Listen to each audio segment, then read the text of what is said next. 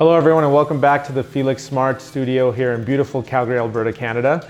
Today we're going to be doing an update on this 90L aquarium that we set up 3 weeks ago and talk a little bit about the successes and some of the challenges that we've had so far.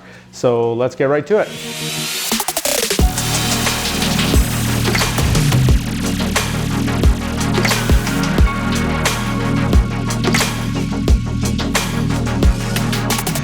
So it's been 3 weeks since the aquarium has been set up, and the first thing I want to chat about is our light. With the lighting period, it's important to start with a slower rate or slower period of time. So what we've done is start with 6-hour photo period, which we're slowly going to be increasing over time to get to an 8 to 10 hour photo period. In terms of CO2, it turns on 1 hour before the lights come on, and it turns off 1 hour before the lights turn off. This way it allows the plants to get the maximum amount of CO2 during the 6-hour photo period. So far, the CO2 and the lights have actually been tuned really well, which we're really fortunate about. So we don't actually have any nuisance algae of the green type. There's been no green spot algae, there's been no thread algae or anything like that. But the one challenge that we have faced is the brown algae. The brown algae, you can definitely see it more on the hardscape, so the stones, the wood, the sand. But so far the plants have been avoided of getting it on them, which has been really great and makes maintenance a lot easier. Now, brown algae is something that everybody gets when they first set up a tank, and usually it lasts a week to 3 weeks. All you really need to do is just clean your tank. Eventually it just takes care of itself.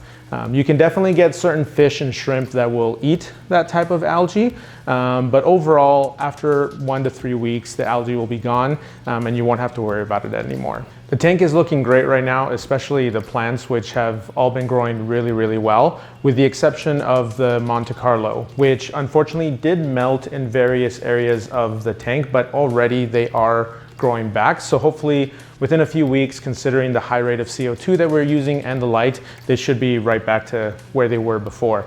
The one that I am really happy with is the Lobelia cardinalis, which is more in the center of the aquarium, which has been growing really well. The stem is really nice and thick. So hopefully within a matter of weeks, it will grow tall enough that it'll start to break the water line. Now, the starfish of this tank is the Sabua resplendens, also known as the Asian rummy nose. And we got a school of 12 in this setup, which at first have been quite timid. So their colors haven't come in yet. They're still hiding in the plants quite a bit. So one of the things that I like to do with timid fish is to add an extra fish in there that's not as timid or afraid to swim about throughout the entirety of the tank. And that is called a dither fish. And in this case, I use my favorite dither fish, which is a guppy. In fact, we use an Endler guppy in this setup to help all the other fish be a bit more comfortable. And the way that it works is that as this guppy swims around the top, the bottom, the middle of the tank, all the other fish realize that there's really nothing to be worried about. And so they're more willing to come out and act in their typical behavior. And so far that has worked pretty well. Obviously not with me standing in front of the tank, but for the most part it has worked really well. And we're very happy to see the fish shoaling a lot more, moving back and forth through the tank, which makes it really nice. And it's kind of the ideal look that I wanted for this longer style aquarium.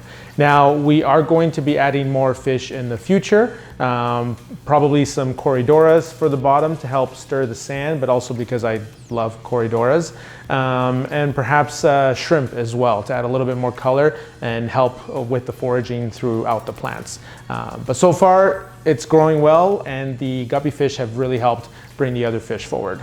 So even though it's only been 3 weeks and we've had a couple of challenges with the brown algae, I'm very happy the way that the aquarium has turned out so far. We'll definitely be adding more fish, and also I'd like to share how I go about trimming plants and documenting that for all of you.